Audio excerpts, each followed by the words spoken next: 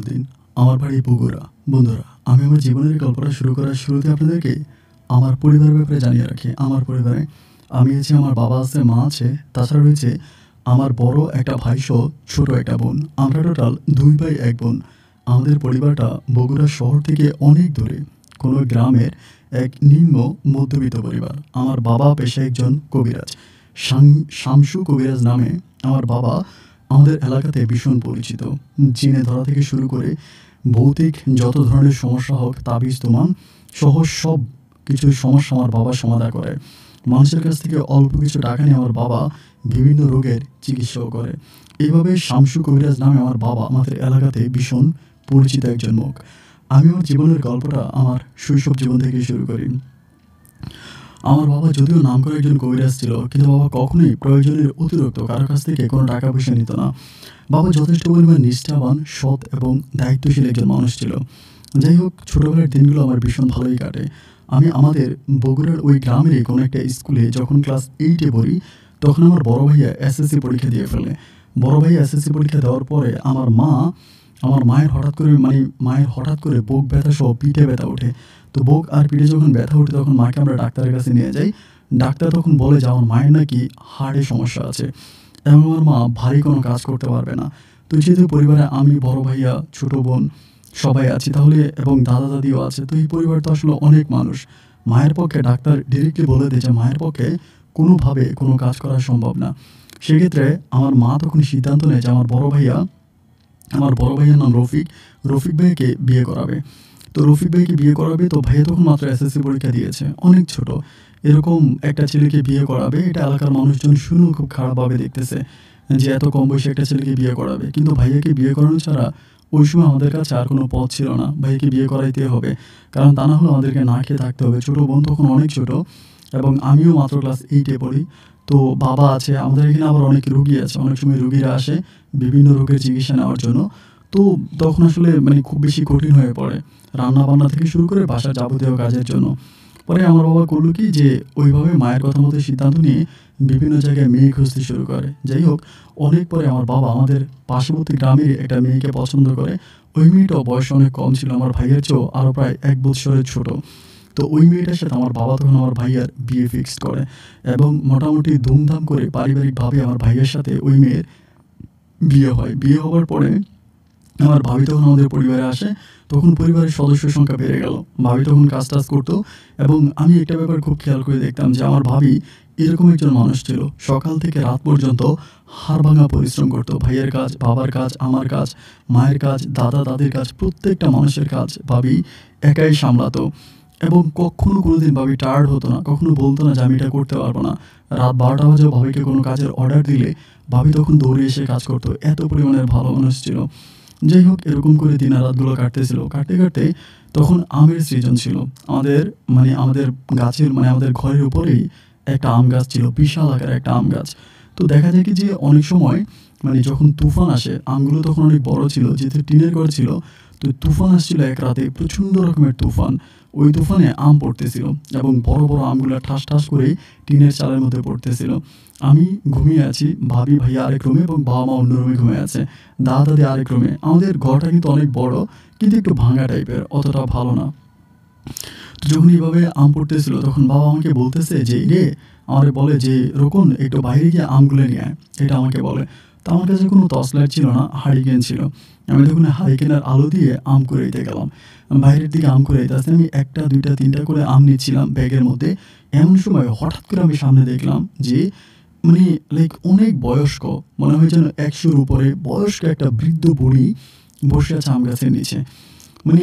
এত বিভস্ত্র ছিল তার চেহারা। তাকে দেখার পরে আমার কাছে মনে হয় আমি যেন অজ্ঞান, আমার ভিতরে আর আমি নাই। আমি জাস্ট চিৎকার দিয়ে মা গো বলে পিছনের দিকে দৌড় দিছি। আমটাম সব কিছু ফালায় দৌড় দিছি। দৌড় দিয়ে ঘরের সামনে এসেই অজ্ঞান হয়ে পড়ে গেছে। আমার যখন জ্ঞান ফিরলো, তখন আমি দেখলাম যে বারান্দায় শোয়া রাখছে অনেক মানুষ টানুষ আছে। বাবা আমাকে বলে যে তুই এটা দেখে এরকম চিৎকার করলি কেন, আমাকে এটা বলে। আমি তখন বললাম যে চিৎকার করছি, আমি এটাকে দেখলে চিৎকার করবো না? এটাকে দেখলে তো নর্মালি সব মানুষে ভয় পাবে। আমার বাবা বলে এটা তো আমাদের বাড়ির আশেপাশে থাকে, ভয় পাওয়ার কি আছে? এর আগে কি তুই আর কখনো দেখিস নাই? আমি বললাম আমি এর আগে দেখবো কেমন করে বাবা, এগুলো কি বলতেছ? যাই হোক, আমার মাও তখন খুব ভয় পায়। ভাবি তো একদম বলেই যে এই বাড়িতে থাকবেই না। এটা ভূতের বাড়ি, মানে একদম খুব সমস্যা হয়ে যায়। যাই হোক, এভাবে রাতটা কেটে যায়। রাতটা কেটে যাওয়ার পর সকাল হলে আমি পরে স্কুলে যাই। স্কুল থেকে আমি যখন আসতেছিলাম, স্কুল থেকে আসার পরে আমি দেখলাম যে আমার বাবা, আমাদের বাড়ির পিছনে অনেক বড় একটা বিল আছে। বিল মানে একটু জঙ্গল আর কি, চারপাশে জঙ্গল ঘেরা। ওই বিলের মধ্যখানে আমার বাবা বসে আছে এবং বাবা বেশিরভাগ সময় ওখানে বসে থাকে, ধ্যান করে। বাট ওই দিন আমি স্কুল থেকে আসার সময় দেখলাম যে বাবা ওখানে বসে বসে কার সাথে জানি কথা বলতেছে, একটু জোরে জোরে কথা বলতেছে যে আমি এটা পারবো না, আমার দ্বারা এটা হবে না, এরকম সেরকম কথা বলতেছে। তো আমি যখন বাবার দিকে তাকাইলাম, দেখলাম যে বাবার আশেপাশে কেউ নেই। তো আমার বাবা আসলে নর্মালি হচ্ছে এরকমই, মানে যেহেতু জিনভূত নিয়ে কাজ করে, বা মাঝে মাঝে এরকম ওখানে গিয়ে কার সাথে জানি কথা বলে। তো ওগুলোতে আমরা খুব একটা মানে গ্রাহ্য করি না বা গুরুত্ব দিই না। তো যাই হোক, ওই দিনও যখন বাবা এরকম করে কথা বলতেছিল, তো বাবা তখন বাসায় আসলো, বিকেলের পরে বাসায় আসলো। ঘরে আসার পর আমি তখন বাবাকে জিজ্ঞাসলাম যে বাবা, মানে বুঝলাম না যে তুমি এখানে কার সাথে জানি দাঁড়ায় দাঁড়ায় কথা বললা, এরকম। বাবা তখন বলে, আমি তো একটা টেনশনে পড়ে গেলাম, এটা বলে। আমি তখন বলি, টেনশন কিসের টেনশন? আমার বাবা বলে যে আমি একটা মহা বিপদে পড়ছি রে, এখন এই বিপদ থেকে আমি কিভাবে রক্ষা পেতে পারি? তুই আমার জীবনে সবচেয়ে বড় বিপদ লাগাইছিস, তোর কারণে এটা হয়েছে। তুই সেদিন এরকম করে চিৎকারটা না করতি, এরকম একটা ঝামেলা হইতো না। এখন আমার সাথে যেটা আছে ওইটা আমার কাছে আসতে চায় না, ও এখন আমার কাছে একটা ডিমেন চাইছে। আমি যখন বলি ডিমেন মানে কিসের ডিমেন, আমার বাবা বলে যে ও তুলা রাশির একটা মেয়ে চাইতেছে, যে তুলা রাশির একটা মেয়ে যদি আমি নিই, তাহলে ওই তুলা রাশির মেয়েটার উপর ও ভর করবে এবং তখনও আমি ওকে দিয়ে চিকিৎসা করাইতে পারবো মানুষের। বাবা এই কথা বলার পরে আমি তখন বললাম যে হ্যাঁ, ওটা তো খারাপ কিছু না, ভালোই তো। তো তুলা রাশির একটা মানুষ খুঁজে বের করো। আমার বাবা বলে, তুলা রাশির মেয়ে আমি কোথায় পাবো? এরকম মেয়ে আমার কোথাও আছে আমি চিনি? তখন হঠাৎ করে আমার মনে হলো আমার চাচাতো বোন আছে, মানে আমার আব্বার চাচাতো ভাই আর কি হয়। তো ওই চাচার একটা মেয়ে আছে, মানে মেয়ের নাম হচ্ছে শান্তা। ও আমার সাথেই পড়ে, আমি স্কুলে পড়ি, ও মাদ্রাসায় পড়ে, অতটুকুই ক্লাস 8এই পড়ি এবং আমরা প্রাইমারি স্কুলে একসাথে পড়াশোনা করছি। দেন আমি তখন বাবাকে বললাম যে বাবা, শান্তা তো আছে এবং শান্তা তো তুলা রাশি। আমার বাবা বলে, কীভাবে বুঝলি? আমি তখন বললাম যে সেদিন হচ্ছে বাঁদর আসছিল বাড়িতে, তো বাঁদর আসার পর আমরা সবাই হচ্ছে রাশি গণাইছি। তো তখন বাঁদর যে লোকে নিয়ে আসছে, লোকে বলছে যে শান্তা তুলা রাশি। আমার বাবা তখন বলতেছে, তাই নাকি? আমি বললাম হ্যাঁ, শান্তা তুলা রাশি। এটা বলার পরে বাবা বলে যে ঠিক আছে, তাইলে ওরা একটু আজকে ঢাকা আনিস তো সন্ধ্যার পরে। তো রাত 8টার দিকে আমাদের ঘরে গেলাম। আমাদের ঘর থেকে একটু দূরে, মোটামুটি পাশাপাশির মধ্যে একটা রাস্তার ওই পারে যাওয়ার পর ওরা আবার একটু গরিব আর কি, আমাদের চেয়েও একটু গরিব। ওর বাবা ভ্যান গাড়ি চালায়, মানে আমাদের এলাকাতে ভ্যান গাড়ি চালায়। পরে আমি ডাকলাম শান্তা বলে বেরিয়ে আসলো। আসার পর আমি বললাম যে বাবা, তোরা ডাকতেছে, একটু বাড়িতে চল। তো আমার সাথে আমাদের বাড়িতে আসলো। আসার পরে বাবা জিজ্ঞেস করলো যে তোমার কি তুলা রাশি? ও বলে হ, আমার তুলা রাশি। এই কথা বলার পর বাবা বলে, আচ্ছা ঠিক আছে যাও। পরে ও চলে গেছে। আমি যখন বাবারে বললাম যে বাবা কী করবা, আমার বাবা বলে যে কালকে আমি আমার বাবা মায়ের সাথে কথা বলবো। এটা বলার পরে তো আমি তখন সকালবেলা উঠে স্কুলে চলে গেছি, আমার এগুলো প্রতি খেয়াল নাই। সন্ধ্যার দিকে আসলাম, মানে বিকেলের দিকে আসলাম। আসার পরে বাবারে জিজ্ঞেস করলাম যে বাবা, তুমি কি শান্তার বাবা মায়ের সাথে কথা বলছিলা? আমার বাবা বলে হ্যাঁ, কথা বলছিলাম। আমি আবার বাবার সাথে আমার সম্পর্কটা অনেক ভালো ছিল। আমার যে বড় ভাই আছে, বড় ভাই আবার বাবার সাথে অতটা ভালো সম্পর্ক না। বাবার কাছ থেকে বড় ভাই সবসময় একটু দূরে দূরে থাকতো, কিন্তু বাবার সাথে আমার সম্পর্কটা অনেকটা ভালো। তো আমি পরে বাবাকে জিজ্ঞেস করলাম যে বাবা, তুমি কি কথা বলছো? বাবা বলে হ্যাঁ, আমি বলছি এবং ওদের সাথে কথা হয়েছে। ওই মাসিক একটা টাকা দিতে হবে মেয়েটাকে, মানে মাসিক একটা টাকা দিতে হবে, দিলে ও কাজ করবে। ওর বাবা মায়ের সাথে কথা বলছি।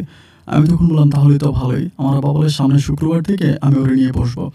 তো আমার বাবা নর্মালি হচ্ছে একটা ঘরে বসে, অন্ধকার একটা ঘরে বসে। বসার পর একটা জানালা থাকে এবং ঘরে কোনো বাতি থাকে না। ওই জানালা দিয়ে আমার বাবা মানুষের সেবা করে এবং জিন ভূতের বিভিন্ন ধরনের কাজগুলো বাবা ওইখান থেকেই করে, ওইটার ভিতর থেকেই করে।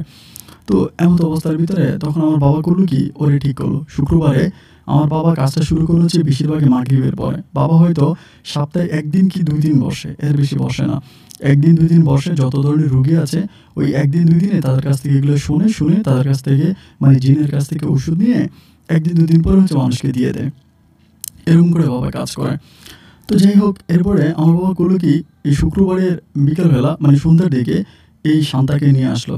শান্তাকে নিয়ে আসার পর আমার বাবা বলে যে শান্তার 2 হাতে এবং 2 পায়ে কপালের মধ্যে মেহেদি লাগাইতে হবে। মানে ওরকম না যে মানে এরকম ডিজাইন করা মেহেদি না, ওরকম কোনো ডিজাইন করা মেহেদি না, একদম হাতের কবজি পর্যন্ত, 2 হাতের কবজি পর্যন্ত, 2 পায়ের কবজি পর্যন্ত এবং কপালের মধ্যে এরকম করে মেহেদি দিতে হবে। আমার বাবা এটা বলে, এবং মেহেদি দিয়ে এটা কাঁচা মেহেদি হইতে হবে, যেটা গাছ থেকে আনা হয় ওরকম গাছ পাতা মেহেদি। তো পাতা মেহেদি আমার মা তখন বাটে, আমার ভাবিও বাটে। বাটার পরে শান্তার পায়ে হাতে লাগাই দেয়। ও আবার অনেক মজার মানুষ, মানে বয়স কম হলেও অনেক বেশি দুষ্ট, অনেক মজা করে যে আমি জিন দেখবো। ওর আবার অনেক ভয় লাগে না, যথেষ্ট পরিমাণে সাহসী একটা মেয়ে, মানে অতিরিক্ত সাহসর। ও তখন বলতেছে ও জিন দেখবে, অনেক বেশি এক্সাইটেড। তো যাই হোক, আর হাতে পায়ে তখন মেহেদি লাগাইলো, লাগাইয়া মাগরিবের নামাজ টামাজ পড়ে আমার বাবা তখনই ওকে নিয়ে বৈঠকে বসলো। আমার বাবা সব কিছু কাগজে লিখে রাখে যে কার কী সমস্যা, রুগীর নাম, রুগীর ঠিকানা, রুগীর কী রোগ, এগুলো সব কিছু লিখে রেখে রেখে বাবা তখন মানে ইয়েতে বসে, আসরে বসার পরে রাত প্রায় 10টার দিকে বাবার আসর শেষ হয়। 10টার দিকে বাবা বাইরে হওয়ার পরে মানে বাবা ওরে নিয়ে ভিতরে ঢুকে দরজা টরজা লাগাই দেয় এবং ওকে নিয়ে বাবা বের হয়। 10টার দিকে যখন ওরে নিয়ে বের হয়, শান্তাকে নিয়ে বের হয়, তখন শান্তার অবস্থা অনেক খারাপ, মানে ও একদম পুরো ঘাম টাম বেরিয়ে মানে খুব খারাপ অবস্থা, দেখলে একদম এটাকে চিনা যায় এরকম অবস্থা হয়ে গেছে। পরে আমি বাবারে বললাম যে বাবা কী হইলো, ও এরকম হয়ে গেল। আমার বাবা বলল ওর উপরে জিন শোয়ার করছে, তো জিন শোয়ার হলে মানুষ এরকম একটু হয়ে যাবে, পানি খাওয়া। তো পানিটা নিয়ে খাওয়াই ও মোটামুটি একটু সুস্থ হয়, ভালো হয়। ও তখন মানে রাতে বাবাকে বাড়িতে দিয়ে আসে। তো বাড়িতেও থাকার পরে এরপরের দিন ও আবারও একইভাবে বাবা টানা 3 দিন ওকে নিয়ে আসর করবে। এরপরের দিন বাবা আবার চলে আসে, কিন্তু ওই দিন শান্তার বাবা মা দুজনেই আসে। তারা এসে যখন শান্তাকে নিয়ে ভিতরে ঢুকতেছে, শান্তার বাবা মা তখন বাধা দিল যে আপনি আমার মানে এরকম একরকম তো যুবতীই বলে, এরকম যুবতী একটা মেয়ের নিয়ে ঘরে ঢুকে দরজা আটকাই দেন, এটা তো হতে পারে না, আপনি যা করেন সামনাসামনি করেন। আমার বাবা তখন বললো যে সামনাসামনি ওর উপরে জিন আসবে না, ওর উপরে সামনাসামনি জিন আসবে না, আপনি যদি দেখার ইচ্ছে হয় তাহলে আপনি আমার সাথে আসেন, কিন্তু আপনি ভয় পাইতে পারবেন না। উনি বললো আচ্ছা ঠিক আছে, আমি ভয় পাবো না, আমি ভিতরে ঢুকবো, আমার মেয়ের সাথে কী হয় আমি দেখবো। পরে শান্তার বাবা ভিতরে ঢুকলে, আমরা বাইরে বসে আছি। উনি ভিতরে ঢুকলো, ঢোকার পরে এরকম করে যখন গেল, শান্তার উপরে জিন শোয়ার হওয়ার পরে আমার বাবা বিভিন্ন প্রশ্ন করতেছে, শান্ত উত্তর দিতেছে এবং বাবা এগুলো কাগজে লিখতেছে, ওষুধ দিতেছে, ওষুধ নিচ্ছে। এগুলো শান্তার বাবা দেখার পরে তখন বাইরে আসে। বাইরে এসে বলে ভালোই তো, উনি তো কোনো সমস্যা নেই, এখানে দুজনে কথাবার্তা দিতে বলে এরকম। এরপর থেকে শান্ত আমাদের এখানে কন্টিনিউয়াসলি কাজ করতে শুরু করে। মানে আমার বাবার এরকম মানে যত ধরনের রোগীর সমস্যা আছে শান্তা সব কিছু সলভ করে এবং আমার বাবা মাস শেষে একটা অ্যামাউন্ট শান্তাকে দিয়ে দেয়। এভাবে করতে করতে শান্তা তখন পড়াশোনাও করতো, কারণ এটা করার জন্য শান্তাকে 2 থেকে 3 ঘন্টা সময় দিতে হতো। মানে সপ্তাহে দেখা যায় 2 থেকে 3 দিন সময় দিত আর কি, আর বাকি সময়টাও পড়াশোনা করতো। প্রথমে 5 দিন 6 দিন একটু কষ্ট হয়েছিল, মানে ওর যখন শোয়ার হইতো ওটা নিতে পারতো না, জ্বর টর উঠে যেত। এরপরে ও আস্তে করে একেবারে ঠিক হয়ে গেছে। এরপরে একটানা প্রায় 3 বছরের মতো শান্তাকে দিয়ে আমার বাবা কবিরাজি চালায়।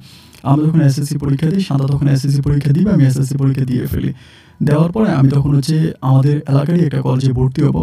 ওই কলেজে ভর্তি হওয়ার জন্য কথাবার্তা চলতেছিল, এসএসসির পরের ঘটনা। আর এরই মাঝে আমার বড় ভাই তখন একটা দোকান দেয় আমাদের এলাকাতেই। যেহেতু আমাদের এলাকাতে অনেক রুগী আসে আমার বাবার কাছে, দূর দূরান্ত থেকে অনেক রুগীরা আসে, তো এলাকাতে তো কোনো দোকান নেই। যার জন্য আমার বাবা করে কি আমাদের বাড়ির মানে আমার ভাইয়া আমাদের বাড়ির সামনে একটা দোকান দেয়।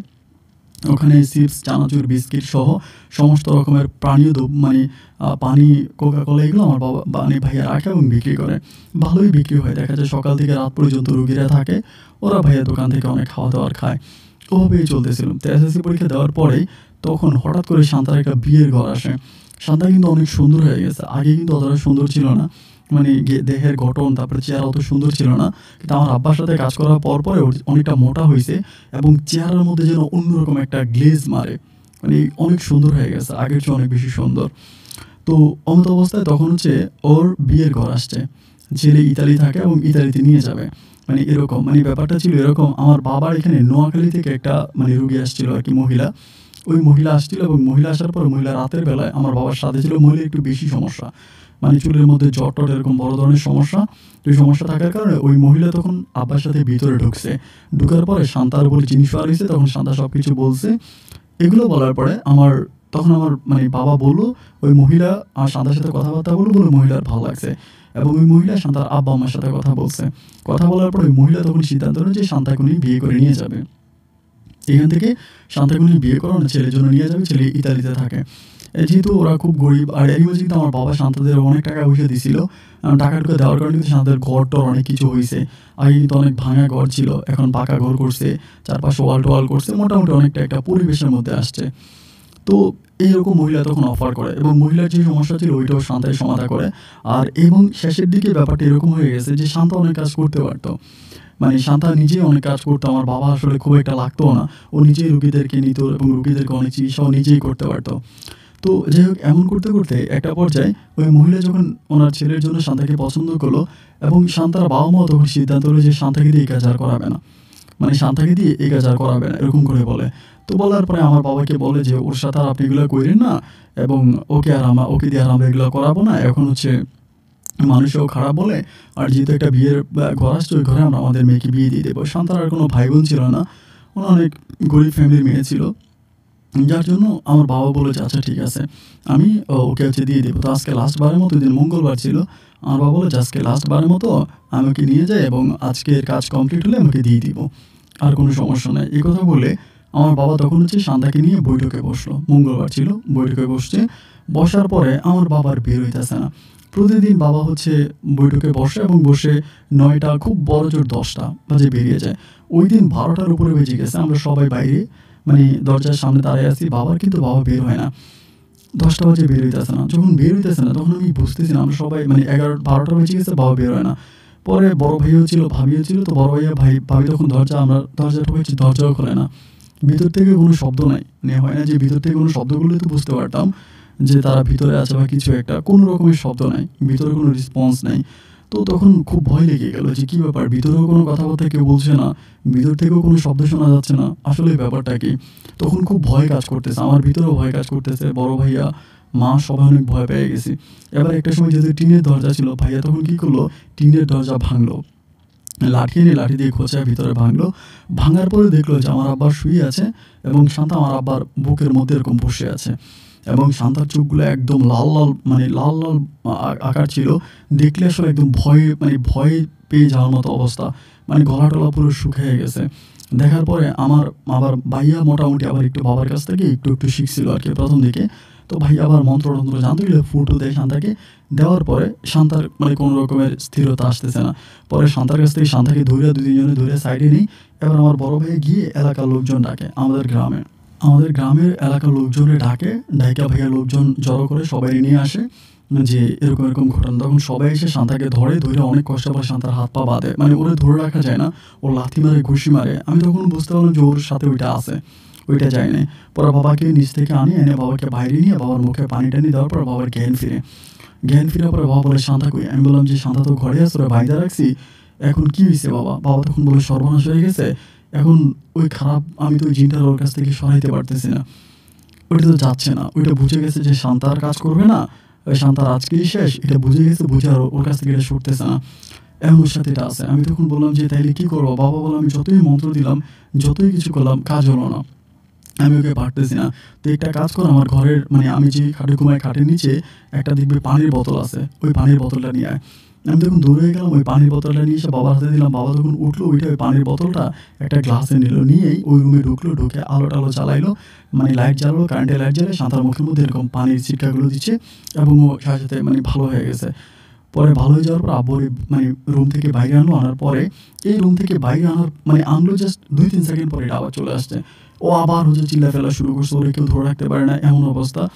এরকম যুদ্ধ করতে করতে ওর বাবা মাও তখন আসছে, এবং ওদের বাড়ি থেকে অনেক মানুষ আসছে। দেখতে দেখতে তখন সকাল হয়ে গেল। সকাল হয়ে যাওয়ার পরে তো শান্তার আব্বা মা দুজনেই কান্নাকাটি করতেছে যে কী ব্যাপার, মেয়ের এই অবস্থা হয়ে গেল। তারা তো মানে প্রচণ্ড রকমের কান্নাকাটি করতেছে, এখন কী করবে, কারণ কোনোভাবে তোকে ভালো করতে পারতেছে না। সবাই কান্নাকাটি করতেছে। আমার বাবা সকাল প্রায় 11টা পর্যন্ত চেষ্টা করে।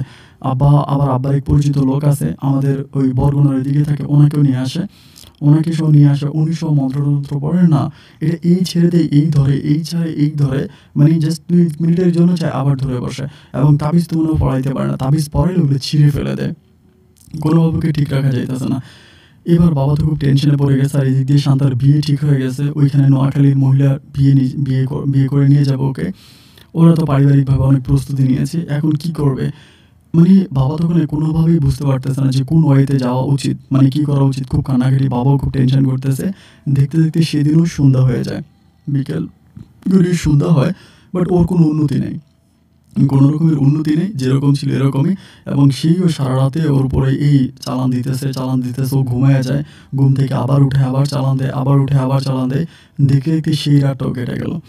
সেই রাত কেটে যাওয়ার পরে আর কিছু হচ্ছে না। বাবা তখন একেবারে মানে একদিন এক রাত তোর বাবা বাবা তখন একেবারে অজ্ঞানের মতো হয়ে যায়। বাবা টানা 3 ঘন্টা ঘুমায়। ঘুম থেকে ওঠার পর দুপুর 11টা, আমাদের বাড়ি ভর্তি তখন প্রচুর মানুষ। বাবা আর কোনো রুগী দেখতেছে না, সব রুগীরই বিদায় করে দিছে। এমন বাড়ির মধ্যে মানুষ আর মানুষ, শান্তাদের বাড়ির মানুষ, আমাদের গ্রামের মানুষ, এমত অবস্থা আমার বাবা তখন শান্তার বাবাকে বলতেছে, "ভাইরে, আমি যতদূর চেষ্টা করছি এবং যতটুকু আমি চেষ্টা করছি, আমার আমার চেষ্টায় আমি কোনো ত্রুটি রাখি নাই। আমার চেষ্টায় আমি কোনো ত্রুটি রাখি নাই। আমি আমার জীবন মরণ বাজি রেখে আমি চেষ্টা করছি, কিন্তু আমি ওরে ভালো করতে পারি নাই। এবং আমার কাছে মনে হয় না যে ওর কাছ থেকে এটা আমি সরাইতে পারবো। এটা ওর কাছ থেকে আমি না, কেউ সরাইতে পারবে না। এটা ওর ভিতরে এমনভাবে ঢুকে গেছে। আমারও মন্ত্রে কিছু ভুল ছিল এবং এই ভুলগুলার কারণে এরকম একটা ঘটনা ঘটছে। এখন আমি কি করবো আপনারা বলেন?"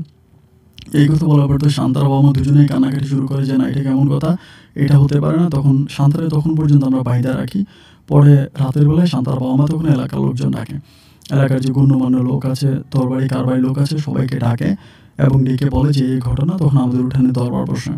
আমার আব্বা এতটাই সম্মানিত মানুষ ছিল, কখনো কোনোদিন দরবার তো দূরের কথা, আমার আব্বার চোখের দিকে তাকিয়েও কেউ কথা বলতো না। মানে আব্বা এত নম্র, ভদ্র, এত শিক্ষিত একজন মানুষ ছিল।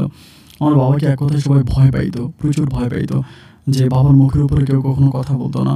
অথচ ওই দিন ব্যাপারটা এরকম হয়ে গেল যে সবাই অনেক সবাই অনেক আতঙ্কে, ভয়ের মধ্যে। আমার বাবা অনেক ভয়, তখন সবাই মিলে দরবারে বসলো। বসার পরে জিজ্ঞেস করলো যে কী করা যায়? আমার আব্বাকে বলল যে, "আপনি তো শামসু ভাই, আপনি তো অনেক নামী একজন কবিরাজ এবং এত বড় কবিরাজ যে আসলে কী বলবো আর আপনার কথা, এখন এরকম যে একটা ঘটনা ঘটলো, এটার আপনি কী করবেন? এটার আপনি সমাধে কী করবেন?" আমার বাবা তখন বলতেছে, "এখন আপনারা ১০ জন আছেন, আমি তো চেষ্টা করছি এটা ওর কাছ থেকে সরানোর জন্য, কিন্তু আমি তো পারি না। আমি তো আমার চেষ্টার কোনো ত্রুটি করি নাই। আমি আমার জীবন মরণ বাজি রেখে আমি চেষ্টা করছি। আমি আজকে ২-৩ রাত ঘুমাই না, খাই না। আমি চেষ্টা করছি, বাট ভাই আমি তো অপারগ, আমি আর পারি না। এখন আপনারাই একটা বুদ্ধি বাইর করেন, যেহেতু আপনার গ্রামে ১০ জন এখানে আসছেন, আপনারা জেনে বুঝে বলেন কী করা যায়।" ওই সময় তখন শান্তার বাবাকে সবাই জিজ্ঞেস করে যে, "কী বলেন? আপনি কি বলেন?" শান্তার বাবা তখন বলতেছে যে, "আমার মেয়ের বিয়ে ঠিক হয়েছে, ছেলে ইতালি থাকে, আমার মেয়েকে ইতালিতে নিয়ে যাবে।" এরকম কথাবার্তা হইছে। তো এই অবস্থার ভিতরে এখন হঠাৎ করে এই ধরনের কাহিনী, এটা তো মেনে নেওয়া যায় না। এখন আমরা কি করব? তা তো হতে পারে না। সবাই খুব টেনশনের ভিতরে। সবাই এরকম করেই বলতেছে যে এখন কি করা যায়? সবাই মিলে খুব টেনশন। বলছি কি করা যায়? তখন শান্তার বাবাকে সবাই আবার বলে যে, "আপনি বলেন, আপনার যেহেতু মেয়ে, এখন এটা আপনি সিদ্ধান্ত নিন যে কী করা যায়?" শান্তার বাবা তখন সবার কাছে বলতেছে, "আমার মেয়ের যেহেতু বিয়ে ঠিক হইল, আমার মেয়ের বিয়ে ঠিক হইলো এবং বিয়ের কথাবার্তা ফাইনাল হয়ে গেল। সেখান থেকে যদি আমার মেয়ের বিয়েটা ভেঙেই গেল, এখন তো আর বিয়ে হবে না।" উনি যেরকম করে বলতেছে, "তাহলে এখন আমার মেয়ের বিয়ের ব্যবস্থা করতে হবে। আমার মেয়ের বিয়ের ব্যবস্থা করতে হবে। হয় উনি বিয়ের ব্যবস্থা করে দিবেন, না হয় ওনার ছেলে রকুনুদ্দিনকে আমার মেয়েকে বিয়ে করতে হবে। ওনার যেহেতু এক ছেলে আছে।" একথা বলার পরে গ্রামের মানুষ তখন সবাই চুপ এবং সবাই আমার আব্বাকে বলতেছে যে, "হ্যাঁ, উনি যেটা বলছে, উনি এটা ঠিকই বলছে। যেহেতু ওনার মেয়ে, এখন ওনার মেয়ে তো ওনার বিয়ে দিতে হবে। এই অবস্থার মধ্যে তো উনি মেয়েকে বিয়ে দিতে পারবে না। উনি যেটা বলছে এটা ঠিকই বলছে। হয় আপনার ছেলেকে বিয়ে করাইতে হবে, না হয় আপনার বিয়ের ব্যবস্থা করতে হবে।" আমার বাবা বলে, "আচ্ছা ঠিক আছে, আমাকে ১ সপ্তাহ সময় দেন।" গ্রামবাসী বলতেছে যে, "না, ১ সপ্তাহ না, আপনাকে সময় দেওয়া হবে ২ দিন। আপনি ২ দিনের মধ্যে ছেলে খুঁজে বের করে ওকে বিয়ে দিবেন। আর না হলে আপনি আপনার ছেলেকে বিয়ে করাইতে হবে। আর না হলে জরিমানা দিতে হবে, এবং জরিমানার কথা এত টাকা বলে, এটা আসলে বলার মতো না। আমাদের ঘরবাড়ি বিক্রি করলে এত টাকা হবে না।" এই কথা বলে। তো আমার আব্বা ২ দিনের টাইম নেয়। ২ দিনের টাইম নিয়ে শান্তা কিন্তু তখনও ওই ঘরের মধ্যে আটকা থাকে, বন্দি থাকে। আমার আব্বা খাবার দেয়, খায়, এরকম অবস্থা। তো আমার বাবা তখন আমার মা, তারপর আমার দাদা দাদি যারা আছে সবাইকে নিয়ে তখন বৈঠকে বসে ওইদিন রাতের বেলায়। বসার পর আব্বা ৫-৬ জায়গার ভিতরে খবর লাগে, অনেক জায়গায় খবর লাগে। তো এরকম পাগলকে তো কেউ বিয়ে করবে না। যত জায়গায় খবর লাগে, ছেলে গরিব হোক, আমার আব্বা বলে প্রয়োজন আমি ২ লাখ, ৩ লাখ, ৫ লাখ টাকাও দিব। ছেলেকে ৫ লাখ টাকা দিব, ছেলেকে বিদেশ পাঠাই দিব। এরকম বলে, কিন্তু কেউ বিয়ে করতে রাজি হয় না। জেনে শুনে কেউ জিনকে বিয়ে করবে? কেউ তো করবে না। এবং এটার জন্য কেউ রাজিও না। এরপরে আমার বাবা ওই রাতে একদম সবাইকে নিয়ে মিটিং করলো। মিটিং করার পর আমার মা তখন বলতেছে যে কী করা যায়? আমার বাবা ওই সময় বলেছে, "আচ্ছা ঠিক আছে, আমি যেহেতু কোনো দিকেও পেলাম না ওর জন্য ছেলে, এই মেয়ে, ছেলে যেহেতু পাইলাম না, তাইলে একটা কাজ করে আমাদের রোকনকেই বিয়ে করাই দিই। এবং আমি ওর উপরে চালান করি, এবং চালান করে একসময় ওকে ভালো করতে পারবো।" এই কথা আমার বাবা বলে। বলার পরে আমার মা তখন খুব রেগে যায়। আমার মা বলে, "না, এটা তো হতে পারে না। আমি আমার সন্তানকে এরকম করে জলাঞ্জলি দিব কেন? আমার ছেলে এই মেয়েরই বিয়ে করবে। দেখা যায় এই মেয়ে আমার ছেলেকে রাতের বেলায় মেরেও ফেলতে পারে।" আমার বাবা তখন বলতেছে, "না, না, না, মারবে না, মারবে কেন? মারার মতো কিছুই করবে না। কিন্তু ওই মেয়েকে ছাড়বে না, এর কোনো সমস্যা নাই, কিছু হবে না।" মা কোনোভাবে রাজি হয় না। মার কথা হচ্ছে, "আমি এই বাড়ি ছেড়ে চলে যাবো, আমি বিষ খাবো, ফাঁসি দেবো, কিন্তু আমি কোনোদিন আমার ছেলেকে এটলিস্ট আমি এই মেয়েকে বিয়ে করাবো না। এটা কখনো হতেই পারে না, আমি এটা পারবোই না।" তো সবাই মাকে বুঝায়, আমার দাদা দাদি তারাও বুঝায়, যারা আছে বাকিরা সবাই বুঝায় যে আপনি একটু বুঝতে চেষ্টা করেন, পাগলামি করে তো লাভ নাই। গ্রামবাসী যেভাবে সবাই একত্রিত হয়ে গেছে, সবাই যেহেতু এক হয়ে গেছে, এখানে তো আর কিছু করার নাই, কেউ পিছুও হাঁটবে না।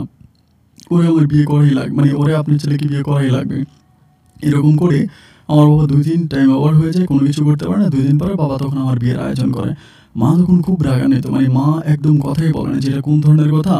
আমার ছেলের উপরে এভাবে কোরবানি করবো, আমার নিজের ছেলেকে এভাবে কোরবানি দিতে হবে। মা তখন খুব কান্নাকাটি করে, মানে ভীষণ কান্নাকাটি করে। কান্নাকাটি মা করতেই আছে যে না এটা হবে না। এরপরও আমার বাবা তখন কি করলো, হুজুর ডেকে আনলো ওই পাগলিরে। মানে ওর সাথে যে সমস্যাটা ছিল এটা আসতো, এসে কয়েক মিনিট ওর সাথে থাকতো, আবার চলে যেত, আবার আসতো, এরকম করতো। তো যখন ওকে মানে কলমা কাবিন পড়াবে, ও তখন এটা ওর মাঝে আবার চলে আসছে, ও হাসতেছে, কাবিন বলতেছে না, এরকম খিলখিলে হাসতেছে, এরকে কামড় দিচ্ছে, ওকে কামড় দিচ্ছে, ওইটা আবার যায়, এরপরও আবার কাবিন মানে কবুল বলে। মানে এক কথা আমি একটা পাগলকে বিয়ে করেছিলাম, ও পরিপূর্ণভাবে পাগলই ছিল, না পাগলটাকে বিয়ে করি। যাই হোক, বিয়ে হওয়ার পরে আমার বাবা তখন আমাকে বলে যে তুই ওর সাথে বাসর কর, বাসর করলে হয়তো ওর মাঝে একটা পরিবর্তন আসতে পারে, বাবা বলতেছে। আমি তখন বললাম যে বাবা, মানে মানে আমি ওকে নিয়ে যে একটা ঘরে থাকবে এরকম, মানে আমার এত বড় সাহস নেই, আমি এগুলো কিছু করতে পারবো না, আমার পক্ষে এটা সম্ভব না। আমার বাবা বলে কিচ্ছু হবে না, আমি আছি এবং আমি এটা দেখবো, তুই এটা নিয়ে কোনো চিন্তা করবি না, কোনো টেনশনের প্রয়োজন নেই, তোর নিয়ে ঘরে যা, ওরে নিয়ে ঘরে যা এবং বাকিটা আমি দেখতেছি, বাবা এরকম করে বলতেছে। আমি তখন বললাম বাবা তুমি যত কথাই বলো আমার ভিতর থেকে এটা আসতেছে না, মানে আমি আমার ভিতর থেকে পারতেছি না যে ওরে নিয়ে আমি ঘরের ভিতর যাবো, এটা মানে আমার কোনোভাবে আমার পক্ষে এটা পসিবল না। আমার বাবা তখন বলে আমি আছি, তুই টেনশন করিস না, প্রয়োজন আমি ঘরের সামনে থাকবো এবং কিছু হবে না, তোর নিয়ে ঢুক, কারণ তুই যদি ও নিয়ে বাসর ঘরটা করিস, একসাথে থাকিস, তাহলে সেখানে হয়তো কিছু একটা পরিবর্তন আসতে পারে, এরকম করে বাবা বলে। ও কিন্তু তখন ভালো, মানে শান্তা কিন্তু তখন একদম ভালো।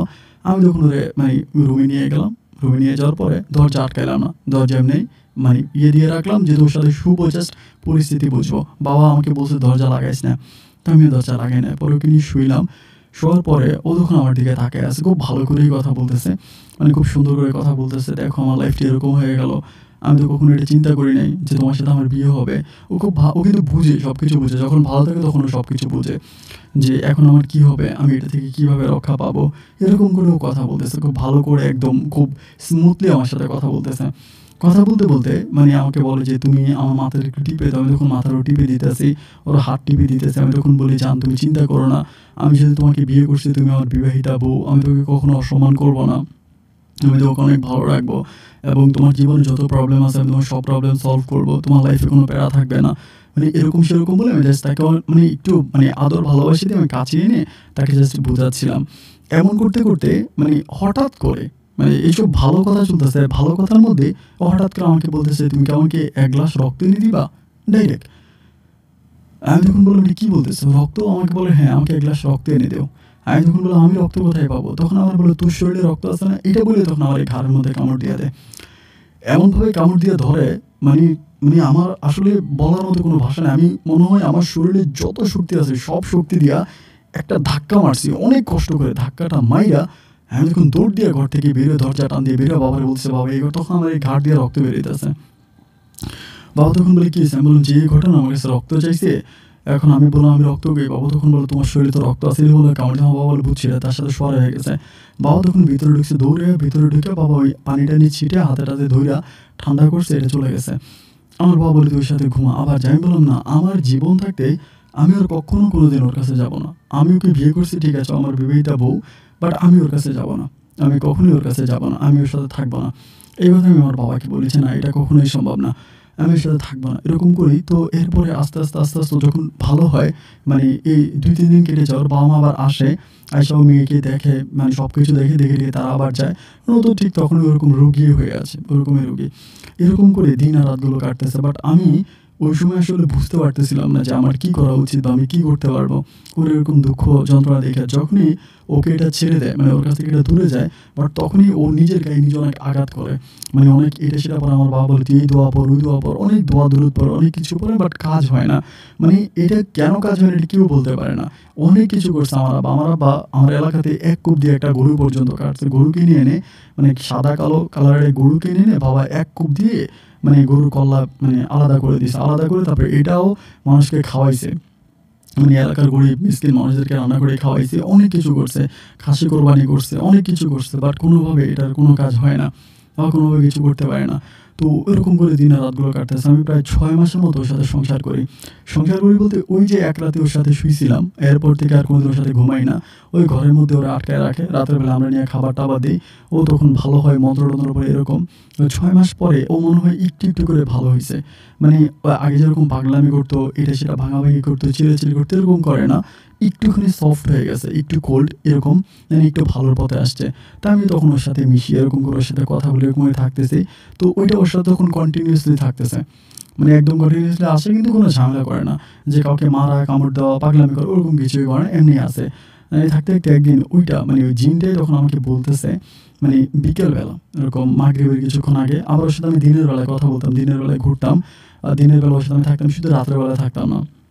রাতের বেলা হয় আমার বাবা, না হয় আমার মা, না হয় ওর পরিবারে কেউ না কেউ ওর সাথে থাকতো। মানে ওকে বাইন্ধা রেখে তারপর থাকতো ওরা। আর আদার্স কেউ থাকতো না।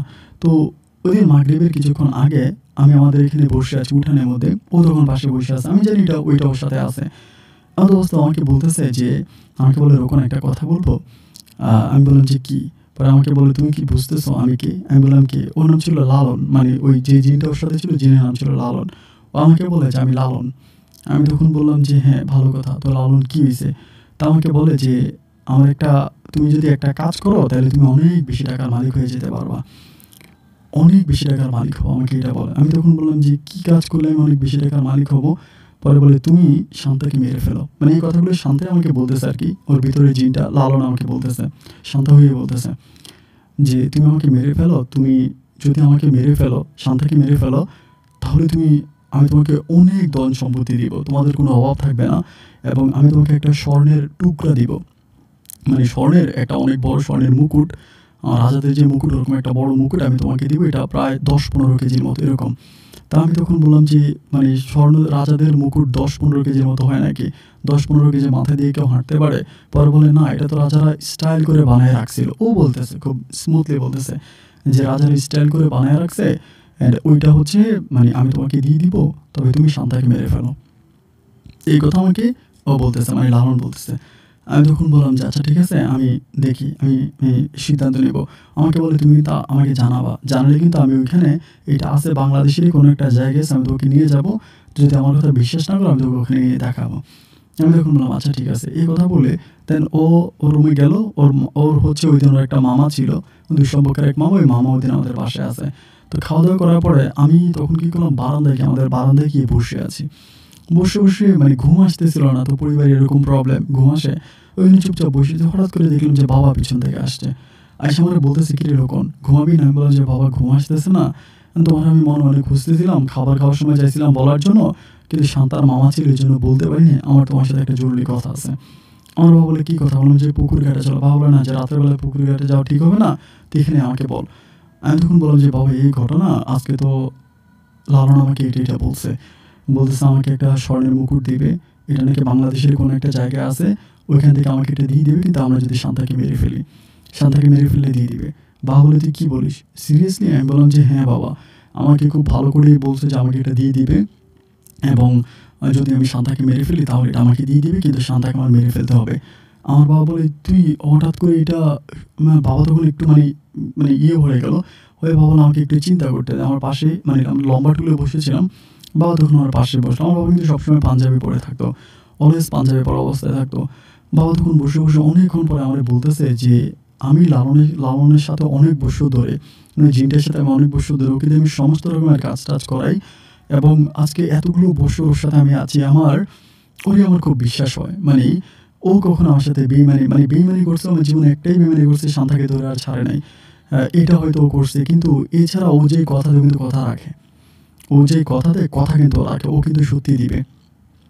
ও কিন্তু তোকে দিবে।" আমি তখন বললাম, "তুমি কি বলো? স্বর্ণের মুকুট, 8-10 কেজি স্বর্ণের মুকুট কোত্থেকে দিবে? এটা কেমন কথা?" আমার বাবা বলে, "তুই ওর সাথে কথা বল।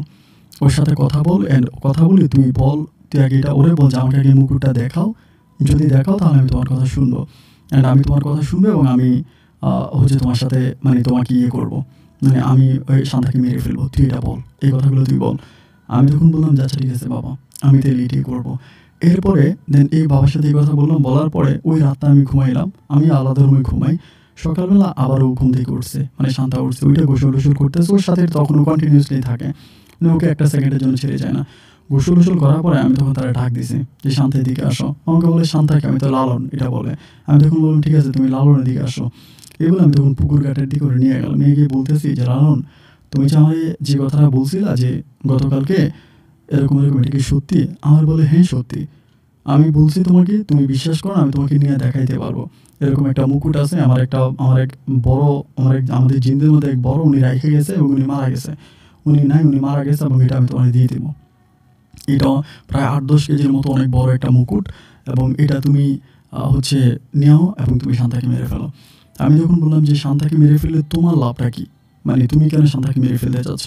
আমাকে বললো ও আমার অনেক ক্ষতি করতেছে, ও আমার গায়ে আঘাত করতেছে, ও আমারে অনেক মারতেছে, আমার ওর এই অত্যাচার সহ্য হয় না। আমি তখন বললাম মারে মানে? পরে বলে হ্যাঁ আমাকে খুব মারে, আমি দেখি আমাকে খুব মারে। আমি তখন বললাম তো শান্তাকে যদি মেরে ফেলি তাহলে তুমি কই আসবা? তুমি তো চাইলে শান্তাকে মেরে ফেলতে পারো, তুমি ওকে মারো। পরে বলে না আমি মারবো না, আমি মারলে কৈফিয়ত দিতে হবে, তুই মারলে কোনো কৈফিয়ত দিতে হবে না, তুই ওকে মেরে ফেললে আমি তোকে মুকুটটা দিব এবং আমি ওকে ছেড়ে চলে যাবো।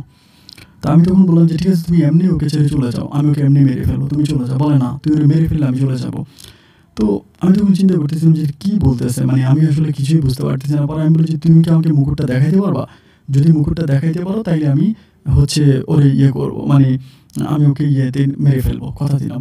পরে আমাকে বলতেছে ঠিক আছে তাইলে আমার সাথে যেতে হবে, আমার সাথে গেলে আমি তোমাকে দেখাইতে পারবো। আমি বললাম এটা কোথায়? বলে আলুর টিলা। আমি বললাম আলুর টিলার কথা আমি তো চিনি না।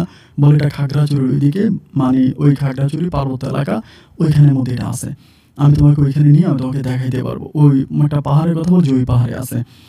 তো আমি তখন বললাম যে আচ্ছা ঠিক আছে তাহলে আমি দেখি তোমার সাথে যেতে পারি কিনা। এই বলে আমি তখন ওই ঘরের মধ্যে পাঠিয়ে দিই। আমি তখন বাবার কাছে যে বাবারে বলি যে বাবা এই ঘটনা, তুমি কি কথা বলবো? আমার বাবা বলে যে না, এই কথা বিশ্বাস করা যায় না, ওইখানে নিয়ে হয়তো তোরও মেরে ফেলতে পারে, ওইখানে গেলে হয়তো তোকেও মেরে ফেলতে পারে, তোকে মেরে ফেলার একটা পলিসি করতেছে। আমি তখন বললাম তো বাবা ওই ইচ্ছেগুলো তো নিজেই শান্তাকে মারতে পারে, শান্তাকে মেরে ফেলতে পারে না। আমার বাবা বলে না না, ওই শান্তাকে মারতে পারবে না, শান্তার ভিতরে এমন কিছু জিনিস আছে যেগুলোর কারণে শান্তাকে মারতে পারবে না। ওদিকে তোকে বলছে? আমি বললাম যে আমাকে বলছে যে শান্তাকে মারবে না, মারলে কৈফিয়ত দিতে। আমার বাবা বলে হ্যাঁ কৈফিয়ত দিতে, ও শান্তাকে মারতে পারবে না।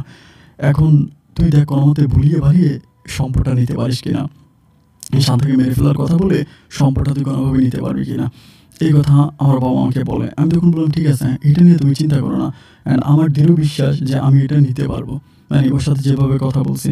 অ্যান্ড আমি তখন ওই বাবাকে বললাম যদি আমাকে নিতে চায়, অমুক জায়গায় নিতে চায়, নিয়ে এরপরে আমাকে দেখাতে চায়। আমার বাবা বলে তুই বল যে তুই যাবি, আমাকে শুনিয়ে যাবি।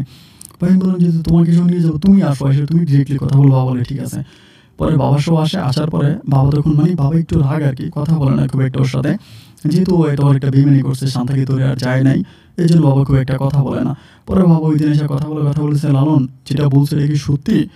বলে হ্যাঁ সত্যি ওস্তাদ, যেটা বলছি এটা সত্যি, আমি আপনার ছেলেকে দিব, আপনার ছেলেকে আমার খুব পছন্দ হয়েছে রোকনকে, আমি জিনিসটা রোকনকে দিয়ে তারপরে আমি আত্মসমাপ্তিতে যাব, আমি শান্তাকে মেরে ফেললে আমি চলে যাব, আমি এই গ্রহে আর থাকবো না, আমি পৃথিবীতে আর আসবো না, মানুষের সমাজে আমি আর আসবো না। এরকম করে কথাগুলো বলে, মানে লালন বলার পর আমার বাবা তখন বলতেছে যে ঠিক আছে ওই তো ওকে নিয়ে যাবি, সাথে আমি সহ যাবো, আমি সহ সাথে গিয়ে আমি এটা দেখবো, অ্যান্ড দেখার পর আমি এখান থেকে যদি পারি তাহলে এটা আমরা ঠিক আছে কথা দিলাম, আমরা শান্তাকে মেরে ফেলবো এবং মেরে ফেলে তুই আমাকে মুকুটটা দিয়ে দিবি, এটা তুই কথা দে।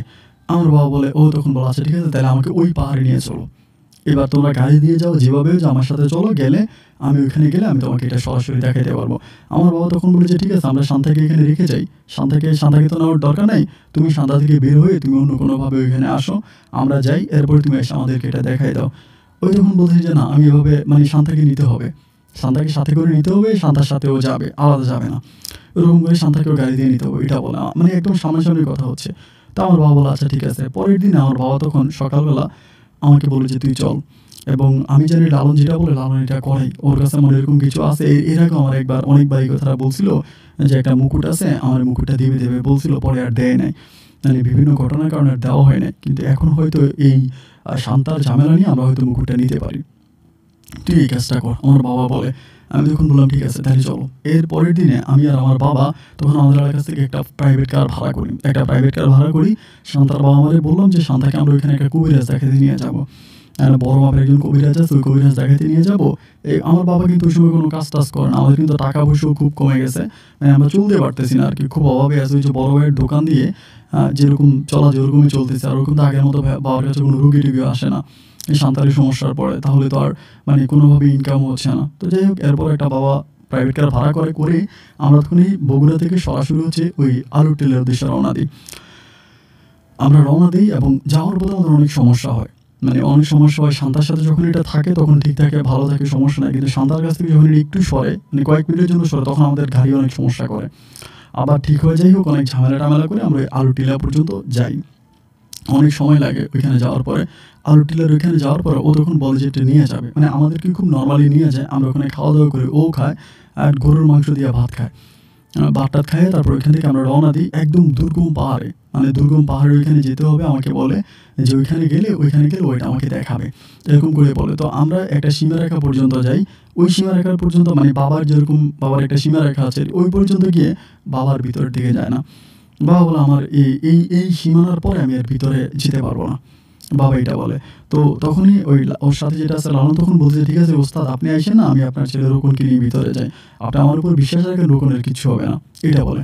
আমার বাবা বলে যে না, আমি রোকনকে যাইতে দিব না, আমি এটা রোকনকে যাইতে দিব না, এবং তোর যদি যাইতে তুই একা যা, তুই একা গিয়ে এটা নিয়ে আয়। মানে শান্তাকে বলতেছে আর কি আমার বাবা, যে সাঁতার সাথে যে লালন আছে ওটাকে, যে তুই একা যা, একা গিয়ে তুই এটা সাথে করে নিয়ে আয়, নিয়ে আমাদেরকে দিয়ে দে। কিন্তু আমি আমার ছেলেকে এইভাবে মানে মৃত্যুকূপে ঠেলে দিতে পারবো না, আমি আমার ছেলেকে পাঠাবো না। দেখলে বাবা হচ্ছে মানা করে। তখন লালন তখন বলতেছে যে পাঠাবি না, দিবি না, তো না দিলে আমি যাবো কেমন করে, আমি দেখাবো কেমন করে, আমার তো দেখাইতে হবে। আমার বাবা বলে যে তুই যা, তুই গিয়ে নিয়ে আয়। ও বলে এটা আনা যাবে না, এটা সাপে পাহাড়া দিয়ে টানতে পারবো না, আমি জাস্ট দেখাইতে পারবো, ওইখানে কি আমি দেখাইতে পারবো, যদি যাস তাহলে দেখাবো, দেখাইতে পারবো। আমার বলে না যাবো না। বাবা তখন আমাকে ইশারা দেয় যে যাইস না, আমার ইচ্ছে আমি চাই, মানে আমি একবার মানে মনে সাহস আছে কী হবে, কারণ দিনের বেলায় তো একদম পকপকে আলো, কী হবে, যাবো দেখবো। তো আমার বাবা আমাকে বলে তুই যাইস না, যাওয়াটা ঠিক হবে না। তো বাবা আর গেল না, আমিও গেলাম না, নাকি আমরা তখন চলে আসতেছি। আবার আসার পর যে হোটেলে আমরা খাবার খেলাম সেম একই হোটেলে বসছি। বসার পরে বাবা তখন জিজ্ঞেস করতেছে যে তুই কি আসলে এটা দিবি আমাদেরকে, নাকি তুই মিথ্যে বলতেছিস। তো লালন তখন বলতেছে যে আমি দিব, দেওয়ার জন্যই তো এই পর্যন্ত আসছি। তুই আরে ধাক্কা দিয়ে ফালাই দে, একে ধাক্কা দিয়ে ফালাই দিয়ে, পাহাড় থেকে ফালাই দিয়ে, ধাক্কা দিয়ে পাহাড় থেকে ফালাই দিয়ে, দেখ আমি দিই কিনা, এখানে মাইরা ফেল, দেখ আমি দিই কিনা, এরকম করে বলতেছে যে ওরে মাইরা ফেল, এখন মাইরা ফেল, দেখি কিনা দে। আমার বাবা তখন কেমন যিনি একটু মানে মানে বাবা কোন সিদ্ধান্তটা নিবে বাবা আসলে বুঝতে পারতেছে না, যে এটা নেওয়া ঠিক হবে নাকি ওইটা নেওয়া ঠিক হবে। বাবা তখন খুব টেনশনের মধ্যে আছে, মানে অতিরিক্ত টেনশনে আছে যে কী করা যায়, মানে কোন সিদ্ধান্তে বাবা অটল থাকবে, বাবা পারতেছে না। না পারার পরে বাবা তখন বলে যে তার মানে তুই এখন দেখাবি না আমাদেরকে এখন দেখাবি না। আমি বলতেছি যে না, তো যে সাথে না গেলে আমি দেখাবো কেমন করে, এটা ওই জায়গায় আছে, ওই পাহাড়ে আছে, আমার সাথে চল আমি দেখাবো। কিন্তু বাবা কেমন জানি ওইটার পরে আর বাবা আর যায় না। বাবা বলে ওইখানে এটার পরে আমার পক্ষে ওইদিকে যাওয়া ঠিক না, এই বলে বাবা আর যায় না। পরে আমরা তখন ওইখান থেকে মানে ওই পাহাড় থেকে আমরা তখন আবারও ওই প্রাইভেট কার দিয়ে ফিরে চলে আসি। লালন তখন মুখ অনেক কালো হয়ে আছে, মানে শান্তার মুখ অনেক কালো। একটু পর পরে বলো ওস্তাদ আমার বিশ্বাস করলে না, ওস্তাদ আমার বিশ্বাস করলে না, আমি কিন্তু সঠিক ছিলাম, আমি কিন্তু ঠিক ছিলাম, আমি কিন্তু আপনাকে ঠকাইতাম না, আমি কিন্তু আপনাকে সব দেখাইতাম, আমি কিন্তু আপনাকে বিশ্বাস করি। মানে এরকম করে করে এই কথাগুলো শান্তাই সব বলতেছে আমার বাবাকে। যাই হোক, আমরা তখন আবার আলু টিলা থেকে পুনরায় আবারও ফিরে চলে আসি। আলু টিলা থেকে আবারও আসি, আসার পরে এই প্রত্যেক দিন আমার বাবাকে বলে যে তোরা আমি এটা মুকুটটা এনে দিব, আমার মাইরা ফেল, শান্তাকে মাইরা ফেল, মুকুটটা এনে দিব। বাবারও বলে, আমারও বলে, বাবারও বলে, আমারও বলে। মানে আমাদের ভিতরে তখন অন্যরকম একটা লোভ কাজ করতেছে যে বালিশ চাপা দিয়ে মেরে ফেল, এরকম করেও বলে, বালিশ চাপা দিয়ে মেরে ফেল, দিয়ে দিব, বালিশ চাপা দিয়ে মেরে ফেল, দিয়ে দিব। এরকম করতে করতে আসলে লোভ এমন একটা জিনিস। আমার বাবা তখন একদিন বিকেলবেলা, আমি কিন্তু বাবার সাথে আমার সম্পর্কটা খুবই ক্লোজ, বাবা আমারে বলতেছে যে নাকি বালিশ চাপা দিয়ে মাইরে ফেলবি, ডাইরেক্ট আমাকে বলতেছে এভাবে, নাকি বালিশ চাপা দিয়ে মাইরে ফেলবি। আমি তখন বলি যে বাবা বালিশ চাপা দিয়ে মাইরে ফেললে পরে বিপদে পড়ো না। বলে কিসের বিপদ, আমরা বলবো যে ও মারা গেছে, ও তো মারা যেতেই পারে, জিন যেহেতু ওর সাথে আছে, জিন যে কোনো সময়কে মেরে ফেলতে পারে, বলবো জিনই মেরে ফেলছে। এরপরে আমার বিশ্বাস যে শান্তি টাইনা মানে আল্লাহ এটা আমাদের কাহিনী দিবে। আমি তখন বলতে লালন দিলে তো এখনও দিতে পারে, এখন দেয় না কেন। আবার বলে না, যদি ওরা মাইরে ফেলে তাহলে দিবে, আমি এটা একদম তোকে গ্যারান্টি দিয়ে বলতে পারি দিবে। ওরা মাইরে ফেলে লালন নিজে গিয়ে এটা এনে দিবে, আর আমার এটা দেখাইছো। আমি বললাম যে কীভাবে, বাবা আমার দেখাইছে, আমি যেভাবে আমি দেখছি এটা ওইখানে আছে, তুই ওরা মাইরে ফেল, ওরকম করে বলে। আমি তখন বলি যে বাবা এটা আমি পারবো না, আমাদের এটা সম্ভব না, আমি জীবনে কখনো একটা মুরগি জবা করে নিয়ে অথবা একটা মানুষকে কীভাবে মেরে ফেলবো, আমার পক্ষে এটা সম্ভব না বাবা, আমি এটা পারবো না, এবং তুমি অন্য কোনো ব্যবস্থা করো। বাবারে বলতেছে, বাবা তখন বলে অন্য কী ব্যবস্থা করবো, অন্য কোনো ব্যবস্থা আমার কাছে আছে এখন একটাই রাস্তা আছে, তুই মাইরে ফেল, এরকম করে বলে। আমি তখন বলি, বাবা তুমি আরেকটু চিন্তা ভাবনা করে দেখো, এখন আরেকটু ভাবে চিন্তা করো, মাইরে ফেলবো এবং মেরে ফেললে যদি আমরা এটা পেয়ে যাই, এবং তোমার কাছেও কি মনে হয়, আমি আসলে কিছু বুঝতেছি না। আমার বাবা বলে, আচ্ছা ঠিক আছে, তাহলে অন্তত আজকে রাতটা আমরা একটু দেখি, রাতটা দেখি সকালবেলা সিদ্ধান্ত নেওয়া যাবে। এই কথা বলে বাবা তখন চলে গেল, আমি তখন চলে গেলাম, রাতটা ঘুমাইলাম। কিন্তু বাপ বেটা দুজনের কারো চোখে ঘুম নাই, কেউ ঘুমাইতে পারে না। রাতের বেলা বাবা আবার উঠে এসে আমার সাথে কথা বলে, আমি ওর বাবার সাথে কথা বলি শান্তার রুমে। বাবা বলে, আমি স্বপ্নে দেখলেই এই জিনিসটা আমার দেখায়, মানে ওই মুকুটটা আমার দেখে, আমি এটা স্বপ্নে দেখতে পাই, আমার সামনে এটা আনে, আমার বলে যে এমন এমন ঘটনা, এটা তোরে দিয়ে দিব, মাইরা ফেল। সকালে ফজর আজান দিছে, আব্বার আমি এর সাথে নামাজ পড়তে গেছি মসজিদে। নামাজ পড়িয়া বাবার আমি আসতেছি, আমার বাবা বলে, কী করবি তুই? আমি বললাম যে বাবা এইটাই করবো। আমার বাবা, তাহলে আজকে রাতেই করবো। বাবা বলে, আজকে রাতেই করবো। আমি গিয়ে বালিশ চাপা দিব, বালিশ চাপা দিয়ে মেরে ফেলবো, এরপরে যা আছে তা হবে। আর তুই এই ব্যাপার তুই আর আমি ছাড়া পৃথিবীর কেউ জানবে না, এটা পৃথিবীর কারো কাছে বলবি না। আমি বললাম, ঠিক আছে বাবা, কারো কাছে বলবো না, এটা তুমি আর আমি জানবো। এই বলে বাবার আমি তখন ঘরে আসলাম। আসার পরে দুপুর প্রায় 1টার দিকে, 4 দিকে জোহরে আজান দিচ্ছি। ওই মুহূর্তে হঠাৎ করে শান্তার বাবা মা আর শান্তার মামা মিলে কোত্থেকে যেন কবিরাজকে নিয়ে আসছে। এক কবিরাজকে নিয়ে আসছে, এবং ওই কবিরাজ হিন্দু কবিরাজ, মুসলমান না, হিন্দু, এক মানে বৈষ্ণব টাইপের এক কবিরাজ, ওটাকে নিয়ে আসছে। আসার পরেই ওইবার কবিরাজের শান্তার দিকে তাকে বলতেছে, আরে মেয়েটা তোকে মেরে ফেলতেছে, মানে মেয়েটাকে তো মেরে ফেলতেছে, ওকে তাড়াতাড়ি আপনাদের বাড়িতে নিয়ে আসেন, এই বাড়িতে হবে না, এই বাড়িতে কোনো কাজ করা যাবে না, কারণ এই বাড়িতে বিভিন্ন জায়গায় খারাপ খারাপ জিনিস আছে, এই বাড়ি থেকে নিয়ে আসেন। এবার আমাদের সামনে থেকে শান্তাকে নিয়ে যাচ্ছে। পরে আমরা তো কোনো রকমের বাধা দিতে পারিনি, যেহেতু ওর বাবা মা নিয়ে যাচ্ছে। আমার বাবা বলে, আজকে রাতটা দেখি, আজকে রাতটা রাখেন, কালকে দেখি আমি আজকে একটা মন্ত্র চালাবো। সে শান্তার বাবা তখন খুব গরম হয়ে গেল, হ্যাঁ এত বছরে আপনি মন্ত্র চালাইতে পারলেন না, এখন আপনি আসছেন আমার মেয়ের উপর মন্ত্র চালাতে, ছাড়েন। এই কথা বলে ধাক্কাটাকে দুপুরবেলা শান্তাকে আমাদের বাড়ি থেকে নিয়ে যায়। কিন্তু রাতের বেলায় মেরে ফেলার সিদ্ধান্ত আমি আর বাবা নিয়েছিলাম। আমাদের বাড়ি থেকে তখন ওকে নিয়ে যায়। নিয়ে যাওয়ার পরে ওকে ওই বাড়িতে নিয়ে যায়, ওদের বাড়িতে নিয়ে যায়, নিয়ে এই লোক মন্ত্র পড়তে শুরু করে, ডাবের পানি দিয়ে, তারপরে বিভিন্ন কিছু দিন মন্ত্র পড়ে। আমি সাথে যাই। এই মন্ত্র পড়ে একদম মানে 2টা বাজে আসরে বসে, প্রায় রাত মানে ওই দিন রাতের 1টা পর্যন্ত, ওর উপরে করার পরে রাত 1টা বাজে ওর কাছ থেকে এটা পরিপূর্ণভাবে জিনটাকে সরাসরি মেরে ফেলা হয়, মানে জবাই করানো হয়, জবাই করে মেরে ফেলা হয়, এরকম মানে এমনভাবে করার পরে ওই মানে এমনভাবে করে যে একদম সবার সামনে রাতে 1টা বাজে ঘটনা করার পরে কবিরাজের সাথে কন্ট্রাক্ট হয়, এবং কবিরাজ বলে যে কন্ট্রাক্টের টাকা আমাকে দিয়ে দেন, এবং আপনাদের মেয়ের সাথে এটা আর কখনোই আসবে না, এটাকে আমি চাইলে মেরে ফেলছি, এটা খুন করা হয়েছে, হত্যা করা হয়েছে, কবিরাজ এটা বলে। এই কবিরাজকে ওর বাবা মা কোত্থেকে আনছে তারাই জানে, আমরা কিন্তু জানি না। আমার বাবা কিন্তু অনেক কবিরাজ খুঁজছে, কিন্তু কোনো কবিরাজ ওর কাছ থেকে সরাইতে পারে না। যাই হোক, এরপরে ওই কবিরাজের কথাবার্তা মতো এরপরে কবিরাজ ওর মামার কাছ থেকে 50,000 টাকা ডিমেন্ড, 50,000 টাকা নিয়ে ওর কবিরাজ তখন চলে গেছে। শান্তা তখন ওদের বাড়িতে থাকতেছে, আমি তখন আমাদের বাড়িতে এরকম করে সময়গুলো কাটতেছে। প্রায় মাসখানেকের মতো কেটেছে, ওদের বাড়িতেই থাকে। মাসখানেক পরে তখনই ওর বাবা মাকে বলতেছে যে মেয়েকে নিয়ে আপনাদের বউ আপনারা আনেন না, নিয়ে আসেন, এই কথা বলে। এখন তো পরিপূর্ণভাবে সুস্থ আছে, কোনো ঝামেলা নেই, কিন্তু আর কোনো ঝামেলা নেই। আমার বাবা বলে যে হ্যাঁ ওই জিনটাকে মেরে ফেলা হয়েছে, ওইটাকে মেরে ফেলছে, এটা আর হবে না। আমার বাবা তখন খুব রাগ, বাবারও খুব রাগ যে এটা কেন আমি পাইলাম না, বা এটা পাওয়া কেন গেল না। বাবারও খুব রাগ, আমারও খুব রাগ। আমরা দুজনে, বাবা আর আমি মিলে এতটাই লোভে পড়ে গেছিলাম যে আমরা সব ভুলে গেছিলাম যেটা হলো না কেন। মানে বাবার কথা হচ্ছে যে কেন লাস্টে এই কবিরাজটাকে নিয়ে আসলো, তাহলে তো আমি আর বাবা আজকে মানে অনেক টাকার মালিক হইতাম।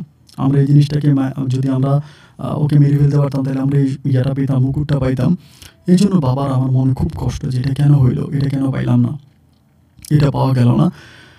যাই হোক, মাসখানেক পরে ওই বাড়ি থেকে শান্তাকে তখন আবার আমাদের বাড়িতে আনার পরে শান্তার সাথে আমি থাকি। ওই যে যখন ওর জিনটা ছিল, ওর চেহারা খুব খারাপ হয়ে গেছে, মানে ওকে মানে মানসিকভাবে অনেক কষ্ট দিয়েছে, এবং ওরে মানে এত খারাপ যে ওর দেখলে মানে ঘৃণা লাগে। মানে কোনোভাবে ওর সাথে আমি অ্যাডজাস্ট হতে পারি না, কোনোভাবে ওর সাথে আমি মিশতে পারি না, মানে কোনোভাবে থাকতে পারি না, মানে ওর সাথে ঘুমাইলে আমার খুব খারাপ লাগে আর কি।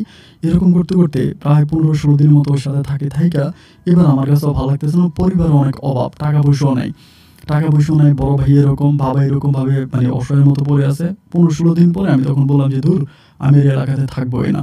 15-16 দিন পরে আমাদের এলাকার কিছু লোক আছে, ওদের সাথে কথাবার্তা হলো, তখন ঢাকাতে চলে যাই।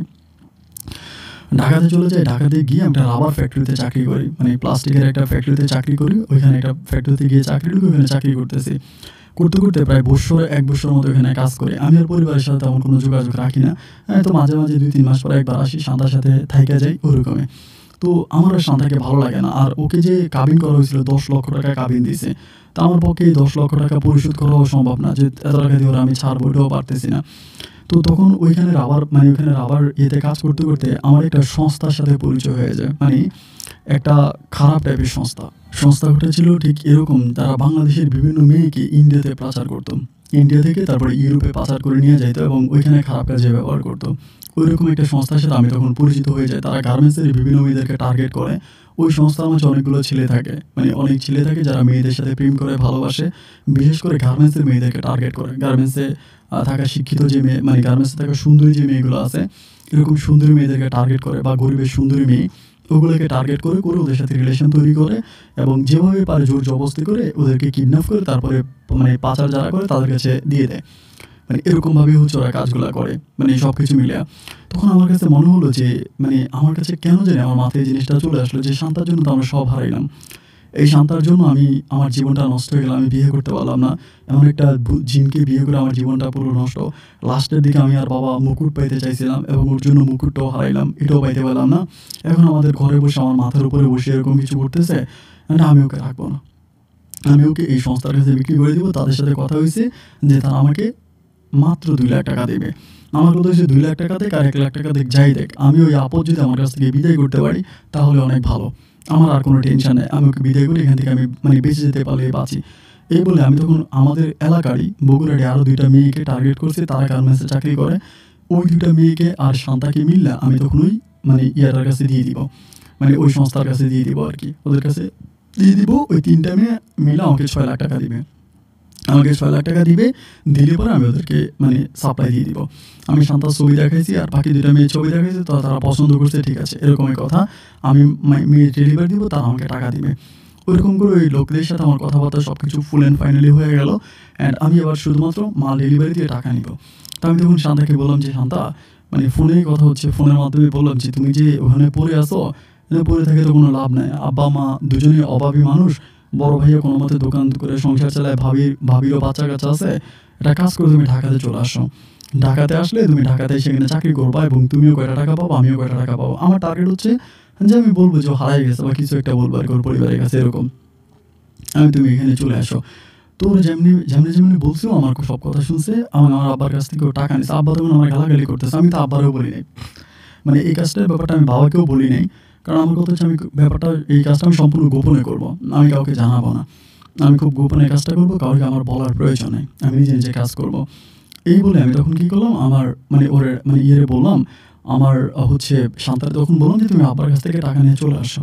যেভাবে বলছি শুক্রবার সকালে বিকালবেলায় আব্বার কাছ থেকে টাকা ঢুকে নিয়ে আমি চলে আসছি সন্ধ্যার আগে, ঢাকাতে চলে আসছে। আমি এয়ারপোর্ট মানে থেকে বাস স্ট্যান্ড থেকে ওকে রিসিভ করে দিন, আমি তাকে বাড়িতে নিয়ে আসছি, বাড়িতে আনছি, মানে আমার বাসায় আনছি, আনার পর ওইখানে রাখছি, ও থাকতেছে। আমার কথা হচ্ছে রাতের বেলা ওরা আমি সাপ্লাই দিব, রাতের বেলায় শেষ রাতের দিকে সাপ্লাই দিয়ে দিব বা ফজরের পর এরকম।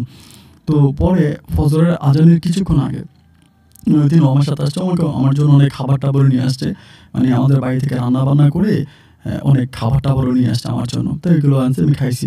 মানে খাওয়ার পরে আমি তখন বললাম যে শোনো, আমি তো 2টার দিকে একটু বাইরে যাব, আমার একটা কাজ আছে, আমি 3টার দিকে ফিরবো, তুমি দরজা লাগবে না, দরজাটা আবজিয়া রাখো, দরজাটা আবজিয়া রাখো এবং আমি এসে রুমে আসবো, এটা আমি বলতেছি। আমি ওদেরকে বলে দিচ্ছি ওরা প্রাইভেট কার নিয়ে আসবে, এসে রুমে ঢুকবে, ওই যে মুখের মধ্যে রুমাল টাইপের এগুলো দিবে, অজ্ঞান থাকবে, ওর মানে গাড়িতে নিয়ে চলে যাবে।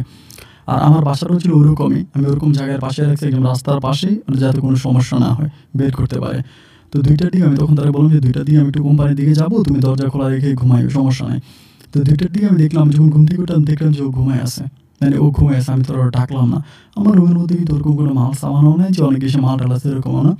ওরে আমি ডাকলাম না, ওরে না ডাকে আমি যখন দরজা খুলে নিজে বাইরে গেছে, বাইরে যা পাঠিয়ে কল দিলাম যে এই ঘটনা এমনি না, এসে নিয়ে আসেন। আর মেয়ে 2টারে ওই অন্য টেকনিকে ওদের কাছে দিয়ে দিচ্ছি, মেয়ে 2টা অলরেডি ওদের কাছে আছে। এরপরে এতে কী করলো, ওইখান থেকে যাওয়ার পর তখন তারা শান্তারাও নিয়ে গেল, আমাকে কল দিল 4:30 5টা দিয়ে কল দিল যে ভাই মাল 3টা নিয়ে নিছি, আপনার টাকা আপনি পেয়ে যাবেন, আপনার টাকা আপনি পেয়ে যাবেন। আমাকে অর্ধেক অলরেডি দিয়ে দিয়েছে, 3 লাখ দিয়ে দিছে, বাকি 3 লাখ মাল ডেলিভারি হয়ে গেলে আমি এখান থেকে ঢাকা থেকে আরেকজনের কাছ থেকে টাকাটা নিয়ে নিব। এই কথা বলে তখন তারা শান্তাকে গাড়িতে উঠে তারা নিয়ে গেছে। আমি তো তখন আলহামদুলিল্লাহ রিল্যাক্স, আমি তখন ঘরের মধ্যে ঢুকলাম, টাকা 3 লাখ আমার কাছে আছে, বাকি 3 লাখ আমি বিকেলে আনতে যাব। আমার তখন এই টেনশনে আমি ঘুমাইতে পারি না, আমি এসে বাসায় একদম ফ্যানটা ঝেড়ে দিয়ে দরজা মরজা আটকে খুব শান্তিতে একটা ঘুম দিলাম। ঘুম দেওয়ার পরে প্রায় 2টার দিকে, দুপুর 2টার দিকে আনুমানিক আমার কি জানি ঘর দরজায় এসে মানে জোরে জোরে লাথি মারতেছে, মানে ধাক্কাইতেছে ঘরের দরজা। ধাক্কাইতেছে দেখে আমি তখন উঠলাম, উঠে ঘরের দরজা খুললাম। খোলার পরে দেখি যে পুলিশ সামনে দাঁড়িয়ে আছে। তো পুলিশটা দেখে আমি খুব ভয় পেয়ে গেলাম যে কী ব্যাপার, যেহেতু আমি কালকে তেমন একটা ঘটনা ঘটাইছি, পুলিশ আবার আমার ধরছে।